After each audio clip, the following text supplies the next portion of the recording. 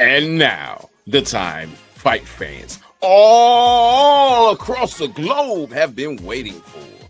It's the main card with your man, The Voice.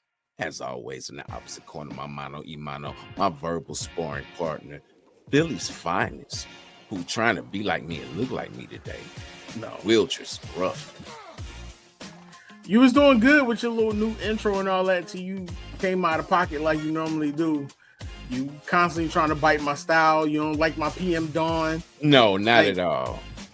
At some point, you got to get it together and you got to understand exactly what's going on, Voice. But it's all good.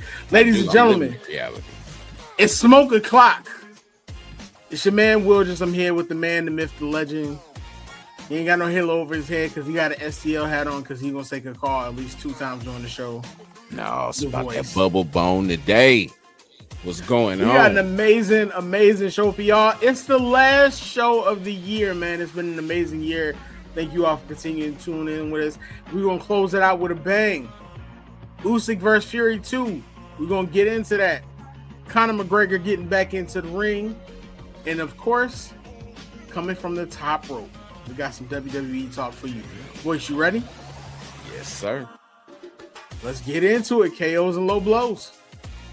All right, now, Voice, we've been waiting for Conor McGregor to literally get back in the octagon for what almost seems like an eternity now. And it looks like we're going to have to wait a little bit longer. According to Conor, he is actually looking to fight Logan Paul, of all people. Not Jake Paul, but Logan Paul, of all people. This is actually being put together by the Mbani family, which is one of the richest families in Asia. They actually made the Forbes list back in 2017 with a $44.8 billion net worth. Now, Conor shared a post on X recently stating that he was going to have to wait a little bit while longer to get back into the octagon, but that he is being set up to fight Logan.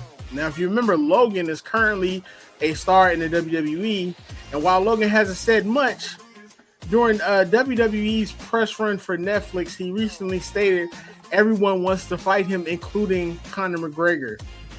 Voice, how you feel about Conor not getting back into the octagon, but finding a way to get back into the square circle?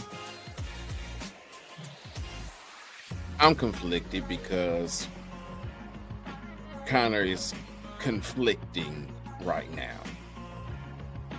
We know that he has legal situations going on, which to me would make him off limits to do anything, even an exhibition, unless it was a private exhibition just for the family. But if it's something that's being broadcast, like, I get it that you all are one of the richest families in the world and the richest entity in your portion of the world, but why would you want to be associated with somebody as toxic as Conor is right now?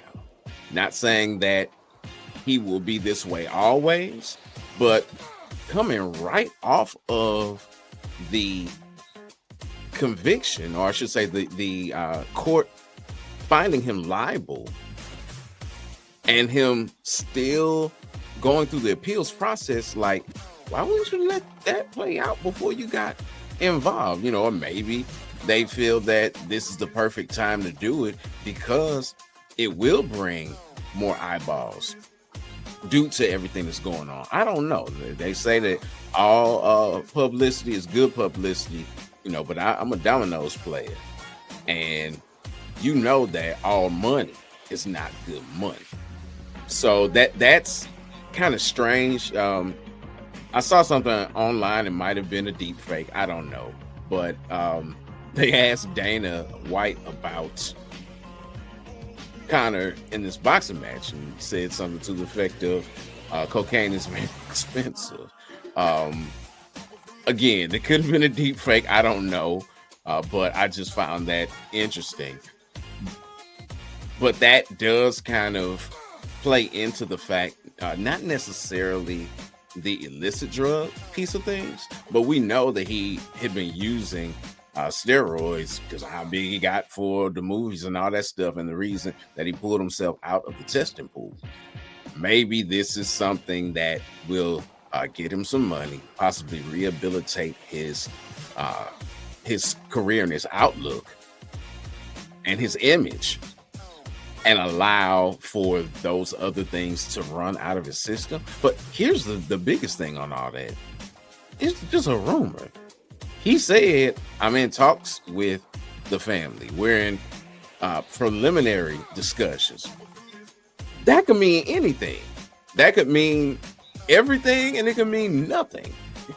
It's just a whole lot of talk going around. What makes it even stranger, Logan may have said that in the build-up to Netflix, but he said nothing since, at least at the time of this recording, he said nothing about it online. His brother did, but he hasn't said anything. If I'm not mistaken, I think he shared MacGregor's post, but I don't think it's been anything else beside that. What's interesting to me is if this happens, this can't happen without UFC, because I believe he does have provisions in his contract stating that he can't participate in anything outside of UFC as far as combat sports, because they were actually a part of the Mayweather bout in 2017. But with the way that TKO runs, with them owning WWE, they're very no nonsense. So it's going to be interesting to see how that plays out, because if UFC is a part of it, then that means that TKO has to approve it. So it's going to be interesting to see how it plays out either way. Logan Paul is actually, he talked about retirement. We talked about this previously, but he's back in WWE currently, and apparently he's got his eyes set on Gunther, which, we'll talk about soon. But like you said, it's only by name and it's only in the works. So we'll see how it plays out, but we'll definitely cover it here for sure. For sure. And one other thing about that, though, if Conor were to enter into a contract with anyone, why not do it with someone who's already in-house? So there is a bit of synergy, and I could see a path to that happening just because they are all under the same umbrella, but time will tell. Well, it'll be interesting. I do know the Mbani family is looking to get into the combat sports market in the same way that Turkey has recently. So okay, we'll definitely look into that further. And any updates, make sure you look out. Make sure you also look out for Voice's Corner Talks, because he may update there also. Absolutely. Now, speaking of Corner Talks, I'm glad that we did the last show regarding Buckley and Usman, or I should say UFC Tampa, because it was absolutely fantastic. The event was, and I already gave away the lead, talked about Buckley and Usman. I know that there's been some talk. What do you know about that? I do know that Buckley recently called out Usman, and Usman has literally stated, if I'm 100% healthy, I'm down to do it. A couple people apparently have called out Usman, and Usman has stated he's down for any kind of fight. But even in looking back at that previous fight, Usman believes that even looking at Buckley's win, that he can soundly beat Buckley, going as far as stating that I've watched the fight and I know that I can beat him. Now, what was interesting about watching the Buckley bout, because I went back and I watched it, that man is a brawler. I never noticed how much of a brawler that he was, and they stopped the fight with Covington. But I do believe that this would be a great fight to make. It will be interesting to see. I know Usman is your man. I know how that runs, but Buckley doesn't seem like he's planning on stopping anytime soon. I believe now this is a 6-fight win streak. So, like Usman said, when he's 100%, it's a yes. So he said when he's 100%, but he didn't commit to it, I'll say. Yeah. Because apparently he said that there's a lot of other people who want him also. Here's what's interesting about that to me. Would that be a good fight? So when Buckley defeated Wonder Boy, he called out Kamaru Usman. When he defeated Kobe Covington, which set the internet ablaze like every non-MAGA person in the world who knew nothing about MMA or fighting or anything was like, yes, Colby Covington he lost, and he lost with those MAGAs there with him, seeing as Hulk Hogan walked him out. But he like I said, people were just like all up in arms and happy about that. Buckley put it to the crowd, said, hey, who do you all want to see me fight? Threw out 3 names, one being former champion Leon Edwards. People like, He threw out Usman. People like, yeah. And he threw out the current champion, Bilal Muhammad. And people like, So he was like, okay, sounds like the people want to see me fight Kamaru Usman.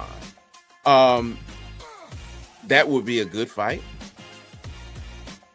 If I'm his manager, what I'm angling for is for him to be the backup fighter whenever Bilal and Shawkat fight, because the UFC has made it their custom that whoever that backup fighter is gets the next shot, no questions asked.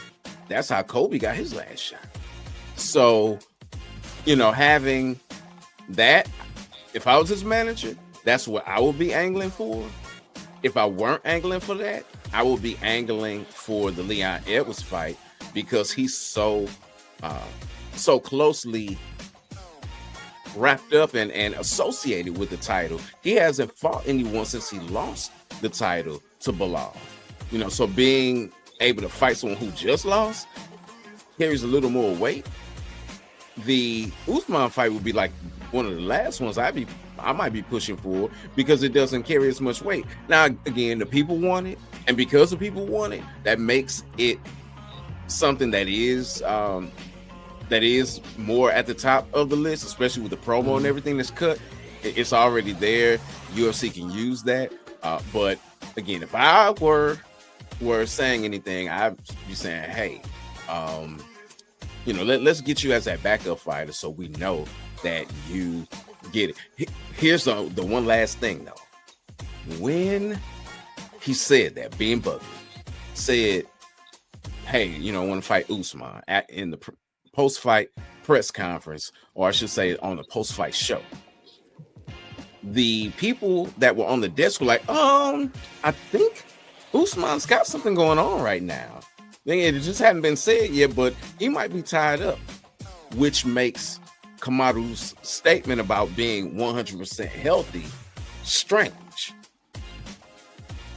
Is it that you got to be 100% healthy, or is it because there's some things that are going on that I can't talk about, and we'll see? Versus, because the whole 100% healthy thing, if you're fighting Jack Della Maddalena, which is who he's been rumored to be paired with, and that gets announced within the next month or so, what does health have to do with it? Well, you don't have to be healthy enough to fight him, but you need to be healthy enough to fight Buckley. When you said you're not fighting anybody until you're completely healthy, I mean, maybe that's what he means, that he has another fight before that. What's interesting to me, and I want to ask you this, because we talked about Buckley before on this show. Everyone believes that Buckley is just not a believable contender. He hasn't really beat anybody. Even after the Colby Covington fight, although we know, how Colby has been, Colby just kind of fell into that position. Would a win versus Usman cement Buckley as like next up? Like, would that be a convincing enough win for his naysayers to be like, you know what? Buckley's the truth? No, it would not. But could the UFC practically, could they deny him, practically and realistically? It'd be much harder, again, because of the streak. And regardless of how faded the name matters. You can only fight the people that are in front of you.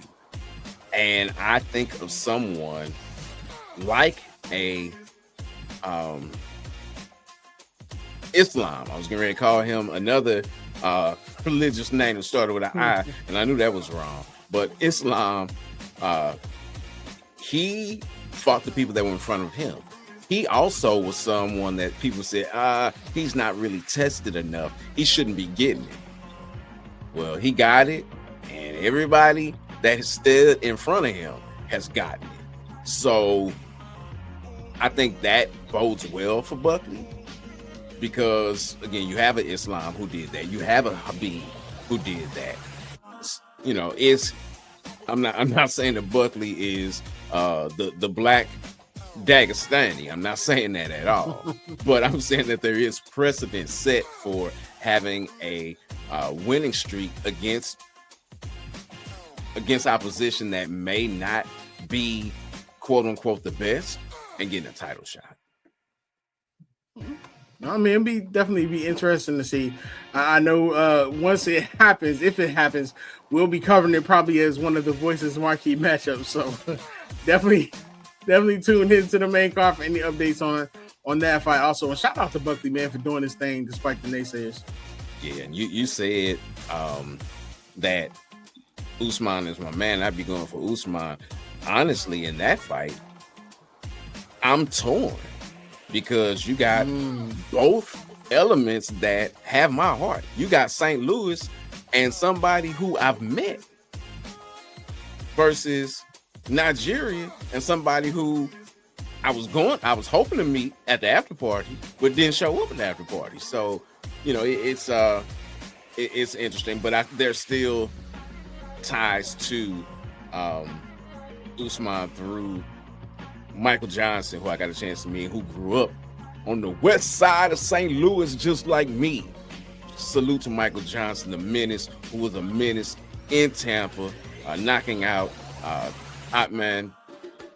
I'm not even gonna try to say his last name, but knocked the man clean out. Knocked him out the same way that the WWE knocked out all of the other wrestling promotions. Not just knocked them out, consumed them by putting every major one under their umbrella and leaving everybody else out there to fend for their scraps. Speaking of all that, fending for scraps and things of that nature, that they are moving even further forward, being the WWE with their Raw on Netflix that's coming down the pike. And you have some major hitters on that card. My question to you, though, is this. You know, I was doing a little bit of research.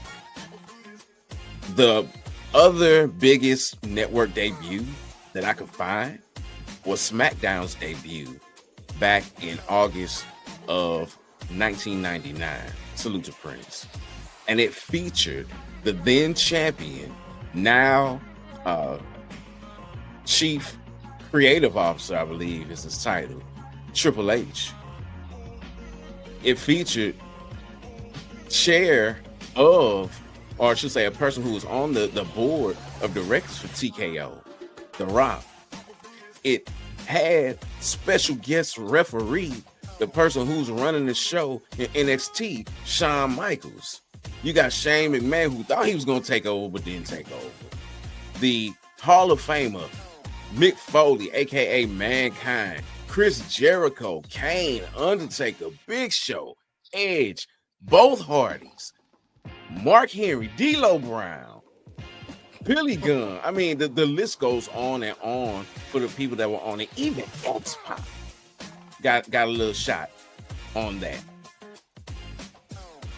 To me, this is the biggest debut since then, but does the lineup that's going to be on the Netflix on Raw debut, does that even hold a candle to the names I just mentioned?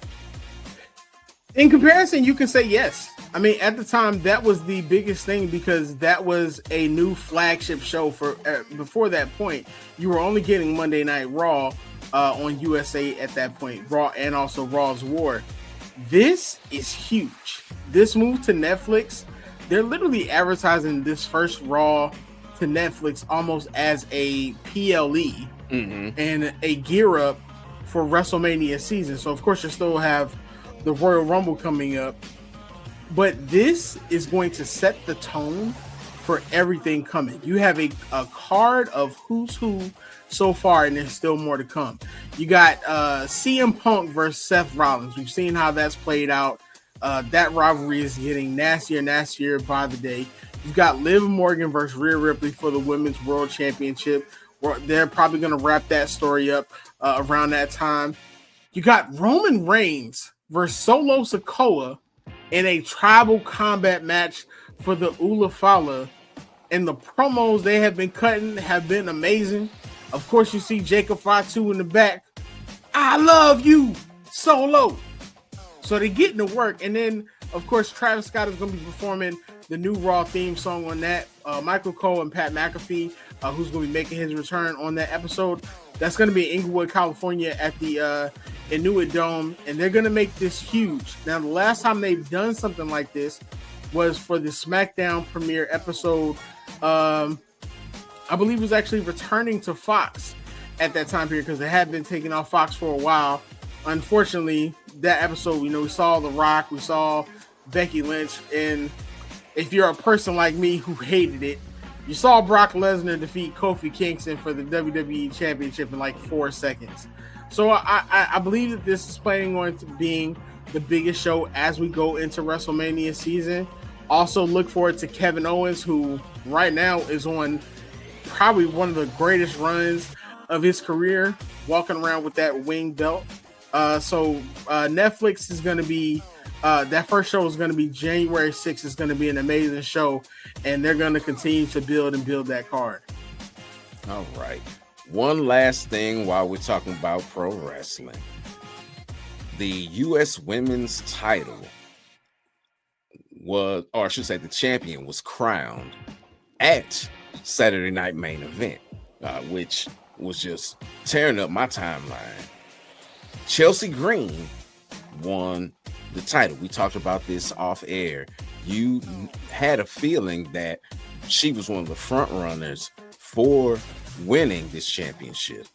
With this being a new title, I'm just wondering. I know that Michelle McCool was the first Divas champion, and she held that title for 155 days. Becky Lynch has held the WWE World title a combined 560 days during her different reigns. Bianca's held it the longest overall at 420 consecutive days. How long does Chelsea Green need to hold this U.S. title for it to gain traction? You've been doing your research, boys. So all those are different championships. Also, you have to consider that Chelsea Green has an amazing opportunity to do something that a lot of people didn't see her doing. Her character work has been amazing. She's come in and she's done some amazing work coming in. And if you read the article that I actually wrote on MTMVsports.com, I actually talked about the 4 women who I thought could be the inaugural U.S. champions in that. And 2 of those women were actually in a championship match, her and Michin. Now, I don't want to say that Chelsea's going to be a transitional champion. I believe she's going to have a great reign as a heel with her and Piper Niven. But there are a number of people who are going to be looking at taking a shot at her. And some are, I mean, if you think about it, there's one right under her nose. Piper Niven, of course, we've always seen it. The person who supports the champion, they always end up turning on them, and that ends up being an amazing feud. You got Michin, the person that she actually just defeated, who was a popular pick with the fans also, because people want to see Michin with a title around her waist. Lash Legend from NXT, her come up is coming soon. Lash Legend and Jakara Jackson have actually defeated Piper Niven and Chelsea on numerous occasions over the last few months. But the biggest name, a returning Charlotte Flair. Now, I know people are tired and I know people want it. It's been a while since we've seen Charlotte, but imagine the feud between Charlotte and Chelsea and that build-up, whether that happens at Royal Rumble, whether that happens at Elimination Chamber, or even if it actually happens at WrestleMania. Chelsea's going to have an amazing run because she knows how to do the work. She's more than just the person that she plays currently on television. If you've seen her, she's gone in hardcore matches. She's went through tables. Chelsea has earned this time as champion. I'm happy for her. I'm looking forward to seeing how that reign goes. And there's going to be a lot of people mad. You're going to see some of your favorites go up against Chelsea, and you're going to see her and Piper Niven find ways to keep that title around Chelsea's waist for as long as possible. Okay. Well, that's absolutely fantastic. It's excellent. Way to cover my other question without me even having to ask it. You know, that I see, you know, we are really in sync today. That was proven by your choice of attire. So let's just keep the party going. And on the next side, we're going to talk about a rematch of the most anticipated fight this year, being between now champion Alexander Usyk and former champion Tyson Fury. It's the main card. Keep it locked. It's not just about the love of the game. It's about dedication and commitment through the process and the patience to endure. There's joy in reaching your goals and peace in knowing you've done all you're supposed to do. Ozell brand. It's not just a brand, it's a lifestyle. Awesome, man. Shout out to the brand Ozell. Make sure you go out there. We got to get them to make this official and let them Royal Blues be the Bruce Voice Royce. You know what I'm saying? Because it's got to happen. You be walking around St. Louis, you know, like your author, wearing your Bruce Voice Royce out there. You know what I mean? So we got to make that happen and give them the glow. Now, Voice, we already know. And if you've been a person who's watched the main card since the beginning, you know how we feel about sequels. We love sequels like Jacob loves Solo.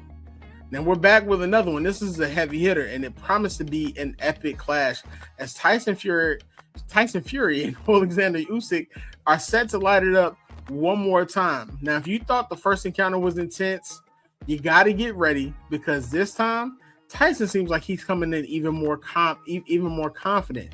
And last time Usyk actually pulled off a split decision victory after dominating the later rounds, including a 9th round, which literally saw many people feel as though cost Fury the fight.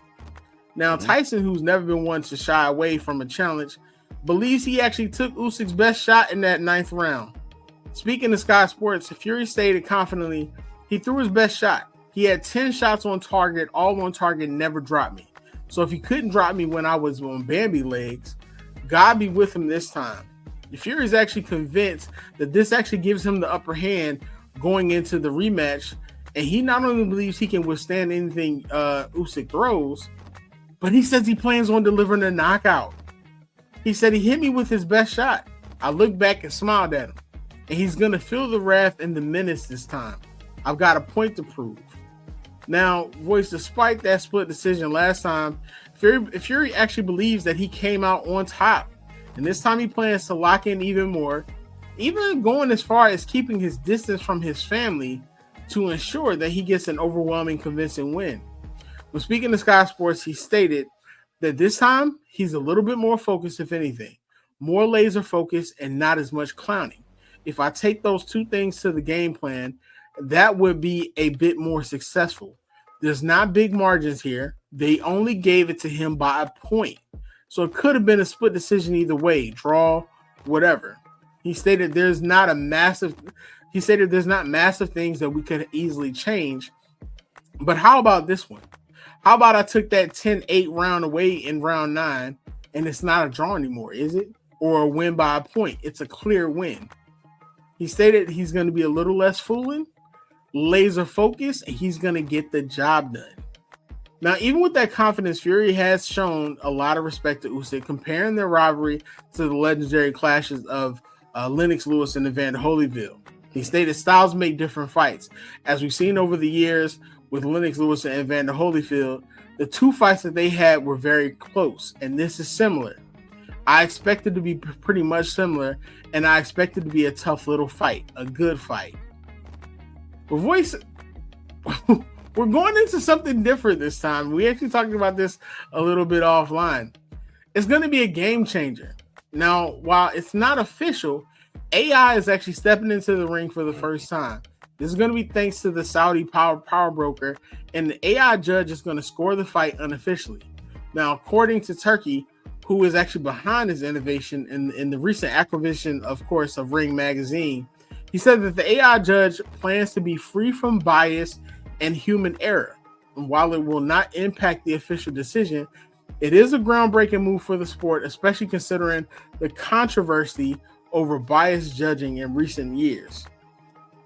So, voice, Usyk, Fury 2, an AI judge, and Fury literally believing he's coming in to knock out Usyk.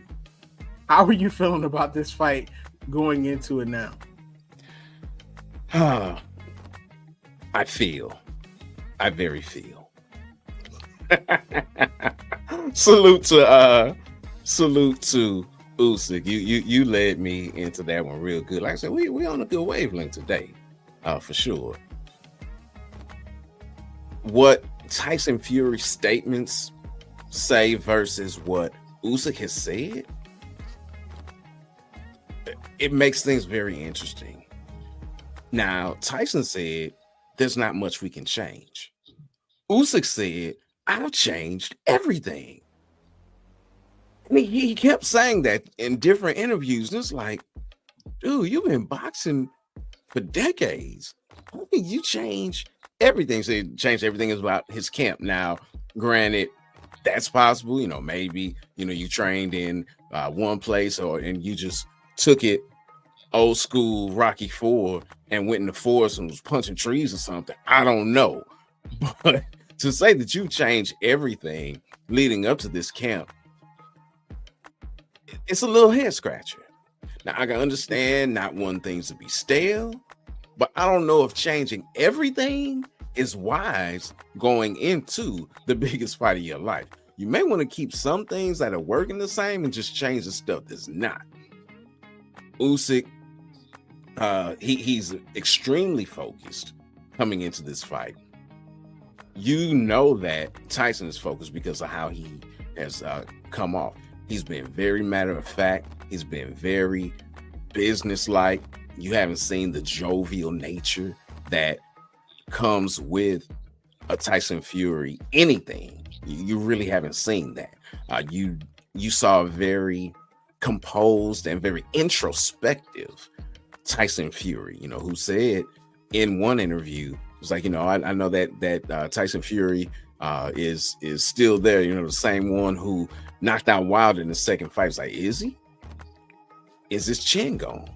Or his legs gone? It's like, I don't know.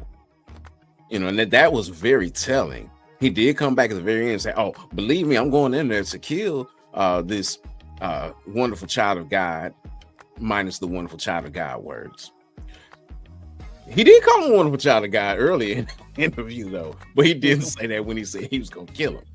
Anyway, with that being the case, it's like, what does a Tyson Fury who's lost look like? He said he's got nothing to lose going into this, even though many people feel as if he has everything to lose, because if he's to win, then his career continues and he has a huge fight, even coming off a loss, being with Anthony Joshua. I'm talking about Joshua coming off a loss. They're still talking about doing that if he's successful.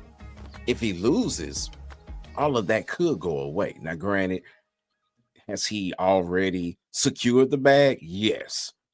But when you can get a bigger bag, you want to get that back. So there is still some pressure on him, where Usyk, many people are saying that win or loss, he may be done. Now, in a loss, I wouldn't want to see him done because I would want to see that trilogy. But with a win, what else is there to prove? The only other person who is out there to fight is somebody already beaten Danny Dubois. So it's going to be definitely a watershed moment in fight sports once this fight has taken place, to see what has come about. It's going to be very interesting. I'm also concerned about Tyson. You spoke about it, with the Spartan lifestyle that he lived going into this fight. He lost a child during the last training camp, and you've been away from your family for 3 months. That could steal his resolve, or it could wear on him. His family is everything to him. This is what gives him life. And to go away from that again, it could make him a hardened killer and cause him to go out and after things in such a dominant fashion because of everything he had to give up to get to that point. On the flip side of the coin, though, not having the support of his lovely wife parents, not being able to see the children that he does have, does that allow you to be in the right frame of mind going into things? We won't know until they step between the ropes and square off in the square circle. I love that account. Was interesting there to me. Like you said, Usyk really doesn't have anything else left to prove. I mean, he's 22-0. He's never tasted defeat, never been knocked out. At the age of 37, and with all that he's been through, even in his personal life, this is like the swan song for him in many ways. My question to you is, okay, let's say this plays out and Usyk loses. Where do we go from here? But also, in asking that, I also want to ask on the other side, if Fury loses, is this the end for Fury? So if Usyk loses, as I stated when talking about the fight, sets up the trilogy. I mean, that's a no-brainer. You got that right there. It's 1-1. Let's see who gets it done. And something that could help with that, which I forgot to mention, he said, being Tyson Fury, that he's coming into this fight around 20 stone, where the last time he was around 17 stone. Not from the UK, so I don't know what a stone is, but I looked it up. It's about 14 pounds. So he's coming in approximately 40 pounds heavier in this fight. Now, granted, he fought probably the lightest that he fought when he was with Usyk the first time, and I think that was to his benefit because it did allow him to move. He got tired though, and it didn't work out. So maybe having that weight will put more pop on his punches. Pardon the pun, because I was not trying to do that. But anyway, it'll give him more of a oomph in his strikes, because it's not like he wasn't catching Usyk. It's not like that uppercut was not paying dividends. It's that Usyk found another gear and he was able to win. For Tyson Fury, even in a loss, I can still see him fighting Joshua. I can still see that doing huge numbers. Would it be as big as if there were a title on the line? No. But the appetite for that, especially in the UK, is huge. And I still think that fight would fill a football stadium of 80,000-90,000 people, even with them coming off of those losses. That may actually add some intrigue to it, to see, okay, now that we have both of you at your lowest states, which one can rise to the top? Whoever is behind that, Frank Warren, what's the old boy's name? Eddie Hearn. Go ahead and call me, because you see I'm already kind of setting it up. I'll be more than happy to help. There you go. It's listen, I'm all for it. The way you just described that, all I can think of is it's the eye of the tiger, it's the thrill of the fight, rising up to the challenge of our okay. I'm not gonna get into it. Shout out to Philly. Y'all already know what it is. Yeah, I that's gonna be that's Real gonna quick, be though. an amazing what? Just to put a bow on that, bringing the show all the way back around to the beginning with with Joaquin Buckley. I said last week when we talked about him running up Art Hill and how that made me think about Rocky running up the steps when he defeated Kobe Covington. Joaquin said, they asked us, how did it feel seeing Hulk Hogan come in? And said, it reminded me of the Rocky movies. Like, I guess it's time Clubber Lang won. Listen, Clubber Lang was literally my favorite character in the Rocky series. Hey, woman. I love Clubber Lang. Clubber Lang should have won. I don't care what nobody say. Clubber Lang should have won. Rocky should have took that loss. That should have been the end of it. Then we wouldn't have had to see that Tommy Fury thing happen. But it is what it is. Ladies and gentlemen, thank you for tuning in with us. Smoke O'Clock, you've made 2024 amazing. This is our last show of the year. We appreciate you all for tuning in. Thank you for the continued followers.